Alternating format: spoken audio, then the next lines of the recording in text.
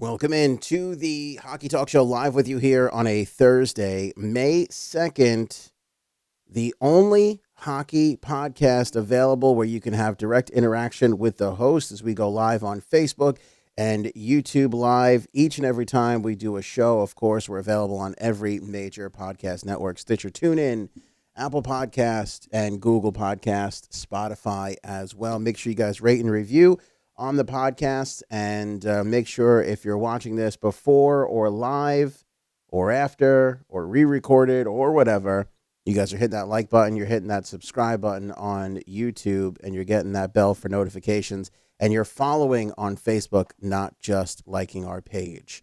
We have got a lot of hockey to talk about tonight, and we only have a couple of minutes to do it because Game 4, Bruins Blue Jackets, is going underway in about 20 minutes or so. So let's get to the day's news.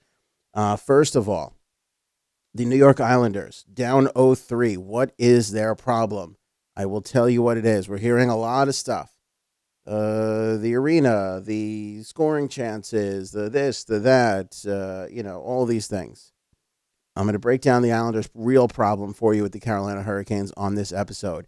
Plus, maybe the most shocking story of the day today, the Golden Knights have a new general manager. Where's George McPhee? Details on that. Joe Pavelski's status. What do the Boston Bruins have to do to win tonight's game against the Columbus Blue Jackets? And Mike Milbury nearly craps himself on national television. All that and more on this episode of the Hockey Talk Show.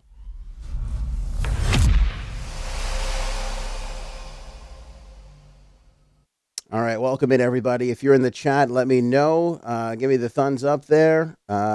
Shoot me a message. If you have a question, let me know, because we're going to be moving quite quickly on this episode of the Hockey Talk Show. Where do we want to start? Let's start with the New York Islanders. I'm hearing a whole lot of stuff out of New York Islander fans. Some of it is warranted, some of it is not. The thing I am absolutely tired of hearing about is the arena. Oh, the arena this. Oh, the arena that. If they were playing at the Coliseum, they would be down. They wouldn't be down 0-3. I mean, come on, guys. You've got to be kidding me. Nothing changes at the Nassau Coliseum. Does the Coliseum have a way better atmosphere? Absolutely. Does it have better sightlines? Absolutely. Does it have everything you want? Everything that these modern arenas don't have? Absolutely. Absolutely. It's the best part of old school hockey. We don't have it anymore. I'm upset that the games aren't at the Nassau Coliseum too, but let me remind everybody of one thing. And that is that the New York Islanders are once again in a battle for an arena. Okay? They once again have an opponent in their arena fight. Belmont is not a done deal just yet. They are still fighting for the Belmont Arena. In fact, just the other day, the Nassau County executive, I forget her name, I'm sorry, just escaped my tongue, finally came on board. She finally came on board. That is another step in 400 steps that needs to happen. Now, if you haven't been following this, if you haven't been following the saga of the arena here, there's been sort of I wanted to do an episode on this, but the Islanders have just caught fire in the playoffs, and we've had to focus everything on that. But here's the thing. There's been, again, like in the past, an opposition to the Islanders getting an arena.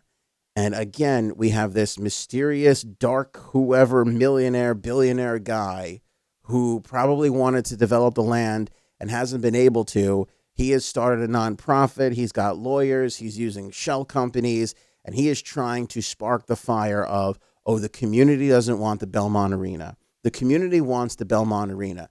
And Newsday's done a great job of reporting on this, so you can read their coverage if you'd like. But my point is it's a long-term play here with the Islanders. They have a hill to climb. They got somebody opposing them now that's got a lot of money and is going to put a lot into a fight. Okay? You can't have round 2 at the Nassau Coliseum. Why? Because everybody and their mother, Gary Bettman, the governor of New York, Governor Cuomo, have all come out and said the Nassau Coliseum is not sustainable for a National Hockey League team. They let them get some games there this year. They gave us the first round of the playoffs. They gave us that. Now, you can't turn around and say this arena is not viable for a National Hockey League team in one sentence and then turn around and go, oh, but we'll put all the playoff games there. You can't have it both ways. You can't have your cake and eat it too. Think about it as a long-term play. They're of the mindset that the Coliseum is no longer good. They've been very gracious to give us a couple of games there. If they continue to put games there, their argument that the Coliseum is not good is no longer valid. They have to maintain that play. Those are the cards that they're playing. It's the right cards. Does it hurt in the short term for us playoff-wise? Maybe. But long term, when you're thinking about setting up your house and being at Belmont and having a big, beautiful modern arena that they always deserve, look, that's what they're going for. And so you got to do that. Rob, welcome in. Priscilla, welcome in. Wold Wolf, how you guys doing? The YouTube chat is great as always. Def made it. None of us seeing Carolina doing what they're doing now. Not none of us. Your old pal Ann had it. Go back a couple of episodes. I forgot when it was. But we sat on this very program, and I pointed out the Carolina Hurricanes record from Christmas on. I was here with it. I told you guys, this team is red hot. Now, I didn't think that they were going to do this. I mean, this has been nothing short of amazing. But we knew that they were playing really, really good hockey. And they've proven that they are a really good hockey team.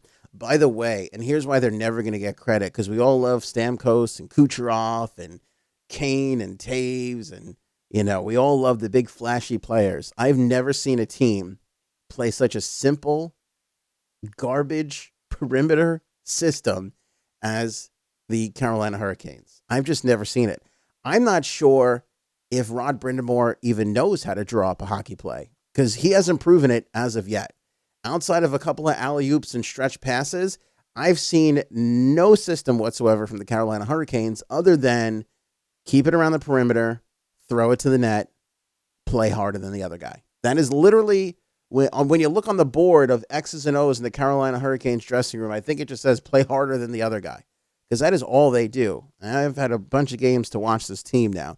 They literally just throw the puck around the perimeter where they are no threat for seconds and minutes upon minutes, right?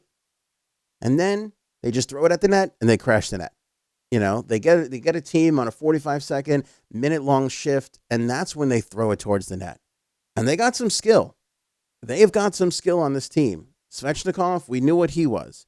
But some of these other guys that have been showing up lately have been just downright impressive. Downright impressive. We knew what Nino Niederreiter was. He's obviously a great addition to this team. A lot of skill there, a lot of fight, a lot of dive in his game. But he's, look, he's a skilled player. Most skilled players wind up diving at some point or another.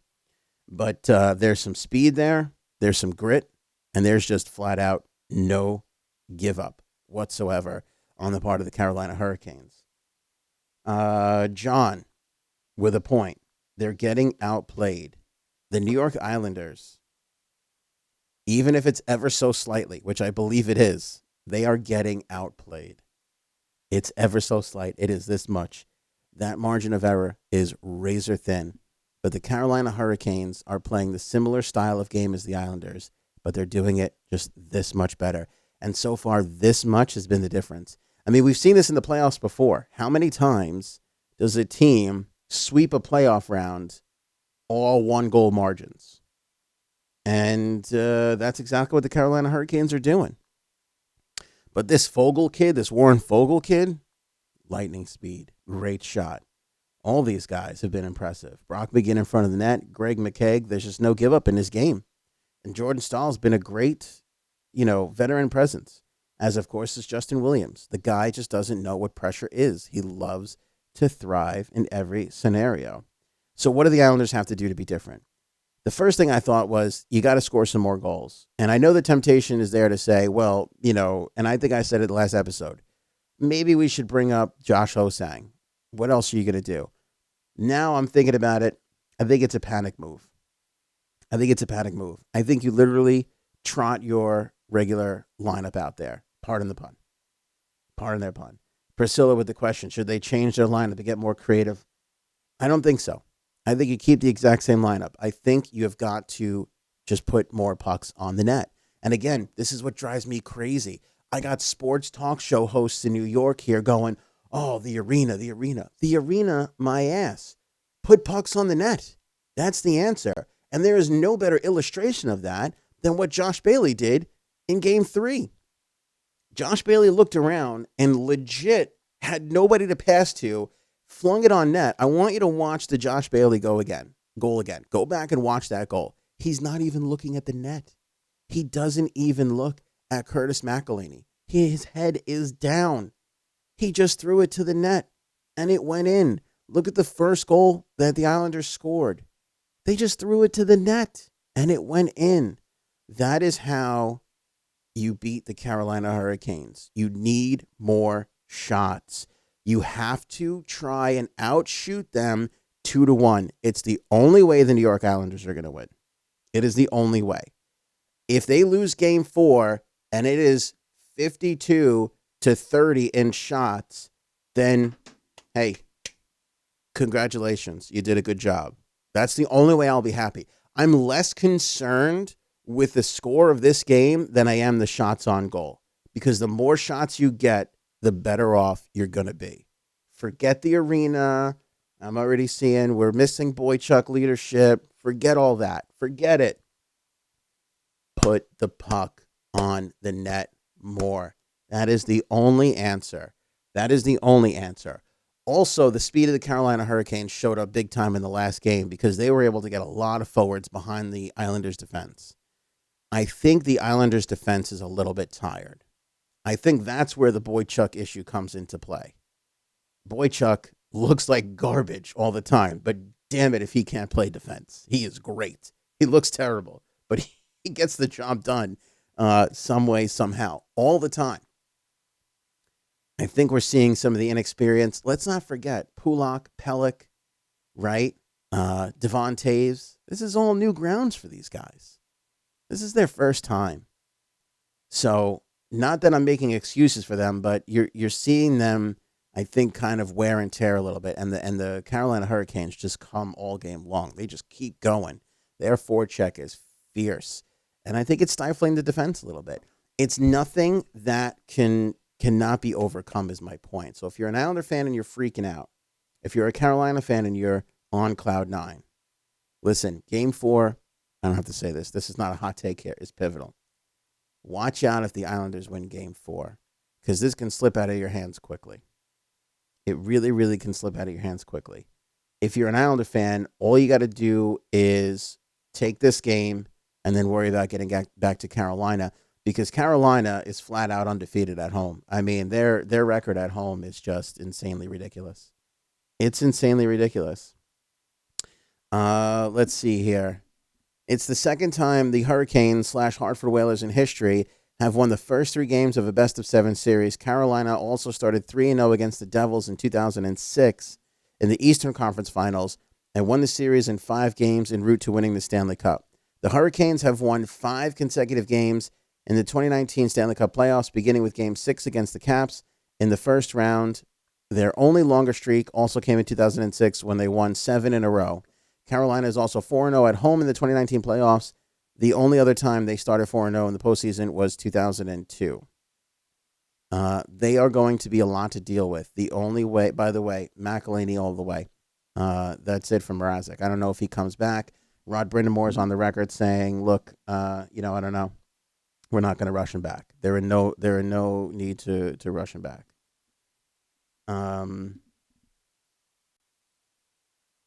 Liz with a great question. Watch out for the Islanders if they win the next game. Is that a real feeling or hopes because you love them? I am putting all personal feelings aside on this one. Believe me, there's a lot less cursing going on than when I have my Islander hat on and I'm rooting for the team.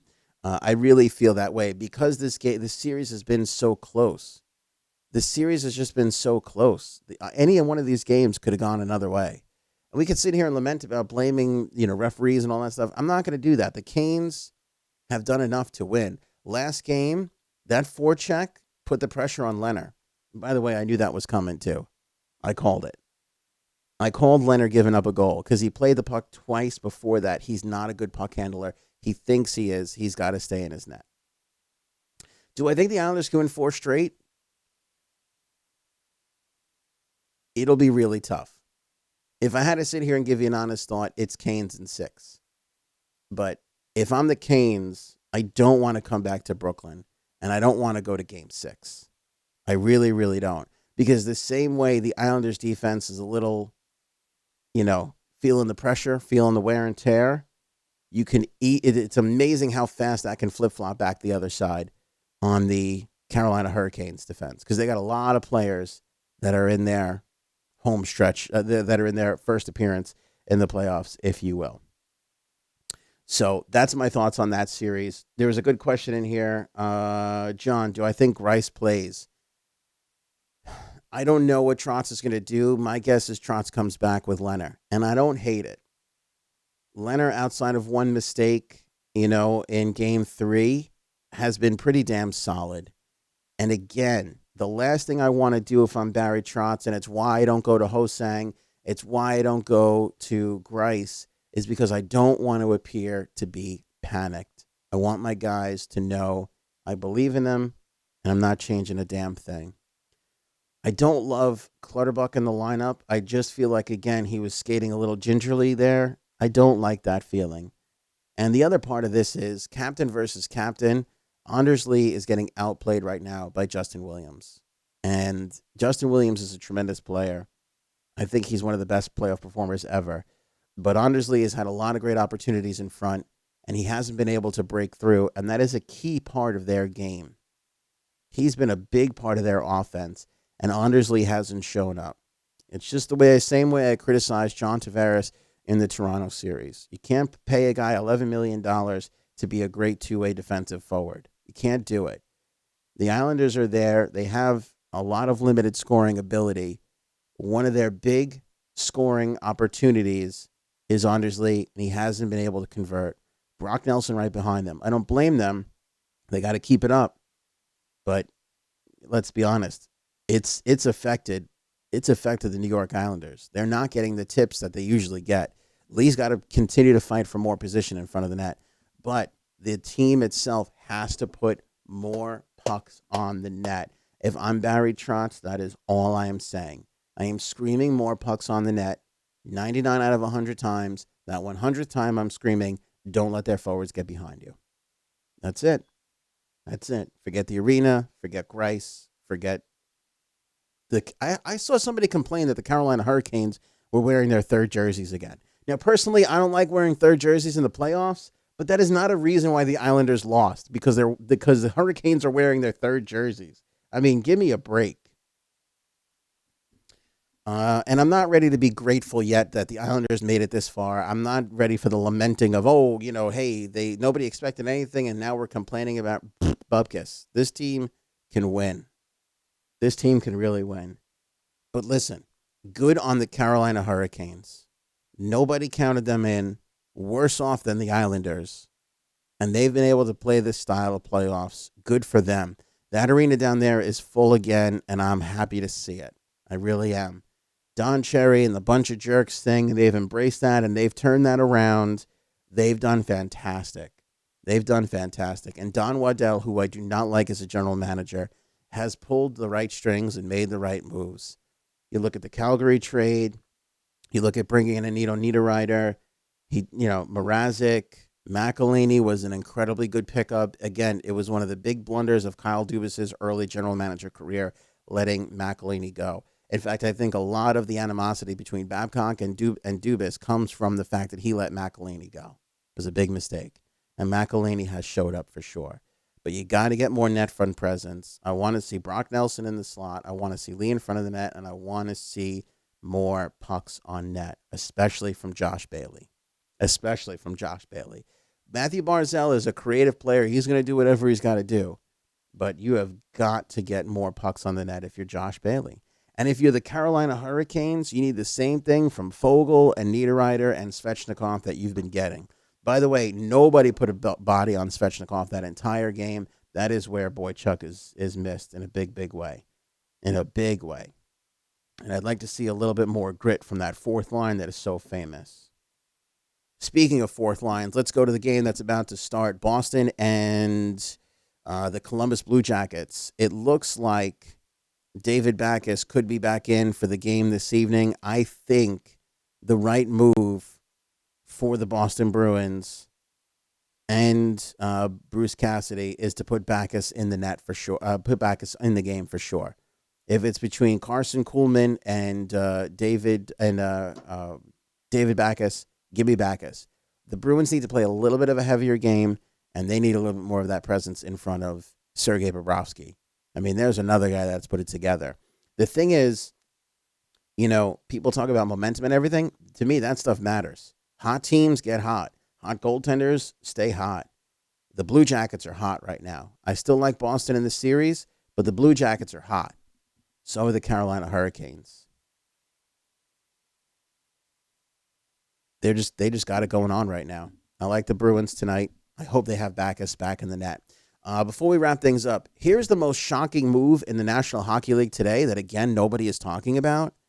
The Vegas Golden Knights have promoted Kelly McCrimmon to general manager. I did not see this coming. I mean, I kind of knew it was a possibility, but this does not bode well for the Edmonton Oilers fans out there.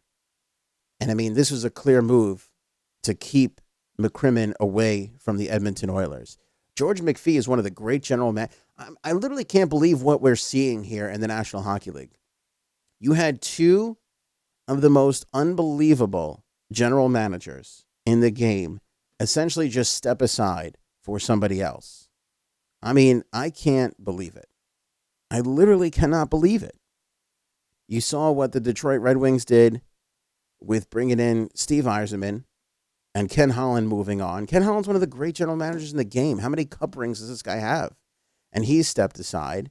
And then you talk about now George McPhee, who literally built a Stanley Cup competitive team in year one with the help of Kelly McCrimmon. He is now stepping aside for Kelly McCrimmon. And this is for no other reason than the fact that they did not want to lose Kelly McCrimmon to the Edmonton Oilers. I don't know any inside information here, but it is clear to see that Kelly McCrimmon sat somebody down in the Vegas organization and said, hey, if Edmonton comes asking for me, I want permission to go interview. I want to go be a general manager. It is clear to see that that's the case. And Vegas had no other choice but to say, okay, be the manager here. In a statement today, George McPhee said, what was important for me was that there was no disruptions to our staff. We worked so hard 3 years ago for an entire year to put this great staff together. And now that we're only 2 years old and we've got organizations 25, 50, 75, and 100 years old that are coming to talk to our employees, we'd rather keep the band together. And in this instance, it was easy because Kelly is more than ready to be an acceptable general manager. There's no doubt in my mind, had he interviewed, Kelly would have been the manager somewhere else. So why not do it here? It's a good move. It's a good move. But again, I just can't believe I'm shocked that we're seeing general managers step aside like this. Now McPhee's still going to have his place. He's going to become president of hockey operations. It's going to be this whole team mentality of running an organization that we've seen in the National Hockey League in the last couple of weeks. But again, I am shocked. And if you're the Edmonton Oilers, you are panicking. If I'm in Edmonton, I'm panicking more than if I'm in Long Island. And I am in Long Island because I'm looking around now and I'm seeing who's available. And Kenny Holland doesn't want to come here. And now Kelly McCrimmon, who is maybe one of the best candidates out there to become a general manager, has now been locked up. Where do you go? And the draft, by the way, is it's around a month away. The draft is around a month away. I don't know what the hell they're doing up there in Edmonton, but panic has got to be setting in. It has got to be setting in. Isles win in 7, says Brian. As a fan, I'm with you, my man. As a hockey analyst, not so much. The Carolina Hurricanes fans were pumped. That arena was super loud. Super loud. And rightfully so. They had every reason to cheer. But again, pucks to the net. Don't let anybody behind you. That is your key. Joe Pavelski could return for the Sharks during the second round, says the San Jose Sharks. We'll wait and see what happens there. Coach Peter DeBoer said Pavelski is making progress from an undisclosed injury. A leaky bleeding head is an undisclosed injury these days, and will skated in San Jose yesterday. It will be the center's first time on ice. It was the center's first time on ice since April 23rd. DeBoer said Pavelski contacted the team trainer and others after San Jose 4-2 win in Colorado in Game 3 on Tuesday. And the coach said he wouldn't count Pavelski out for the second round. So good news for the San Jose Sharks. I think San Jose takes that series. I still think Boston takes their series, although I'm not entirely sure. I do know one thing, and that is that Mike Milbury is terrified of the cannon over in Columbus. Let's take a look. Well, Mike said before the game that he would be ready for the cannon tonight. That doesn't look like you're ready. Nor tough, Mike. You were scared to death right there. Correct me if I'm wrong. Silence is golden. There's Mike Milbury completely losing it, almost having to change his suit pants there because that cannon went off, and it's a little alarming. It's a little alarming, that cannon over there. All right, that's it. Any last minute questions? We'll leave it here. Don't forget to like and subscribe on YouTube and Facebook. Of course, make sure you're following on Facebook. Don't just hit the like button on the page. Go over the like button and hit follow, hit see posts first so you know exactly when we go live so you don't miss a second of the action.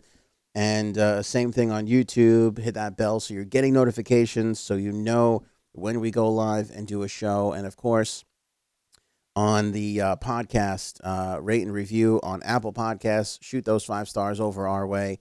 And, again, as I always say, if you're watching live, appreciate it. And if you can take 3 minutes to listen to the podcast as well, that helps us put a little bit more into our kick so we can keep doing these shows for you guys. They're about ready to drop the puck in Columbus, Boston and Columbus. Give me the Boston Bruins tonight, especially if Backes is back in the lineup. Give me San Jose in Colorado. It'll be a 2-2 series for Columbus and Boston. It will be a 3-1 series lead for the San Jose Sharks. I also still love St. Louis in that series, but Dallas-St. Louis has been a great, great series. And I'm going to say this. I'm going to be honest with you. I'm taking the Islanders in Game 4, and here's the reasons why. I think Trotz can get them through. I think they'll get more shots on net. But more than anything, the other issue with the Islanders has been all year long, they've been the underdog all year long. And then they beat the Pittsburgh Penguins. And what's worse is they swept them. And all of a sudden, everybody said the same exact thing. Oh, my God, give me Carolina. Don't give me the Capitals. And it's a be careful what you wish for scenario because they came into that series, even though the Canes beat the Caps, the Stanley Cup champions, they came into that series thinking this will be easy. I can't believe the Islanders are going to the Eastern Conference Finals. Now, down 0-3, they are back in a familiar position where everybody's counting them out, and there is legitimately no pressure on them. It's a no-lose situation for them. They can go off the walls, and I think they'll take it. I think if Carolina wants to close this series out, they have got to get pucks on net quickly, and they've got to keep their crowd in it. Even in Game 3, I felt that the Islanders, for the majority of time, controlled the play. Now, it's hard to tell because, again, the Carolina system is awful. It's just throw the puck around the perimeter, around the boards, and then just throw it on net until something happens. So it always looks like you're getting dominated and outplayed, when in actuality you're not. But even considering, I thought the Islanders made a couple of mistakes that caught them, and I thought that Carolina was outplayed for a better part of the game. That being said, Carolina converted on their chances, and the Islanders haven't been able to. I think that changes when you're down 0-3. I think that takes a lot of the pressure off. We shall see Game 4 Friday night from Carolina, 7 o'clock game. Give me the Isles. Give me St. Louis at home tomorrow night at 9:30. I don't believe we'll do a show tomorrow unless something drastically changes. I will let you know. But, of course, if you hit the bell, you'll know. And if you're seeing the post first on Facebook, you will know as well. If not, we'll catch you on the podcast. Have a great night of hockey, everybody.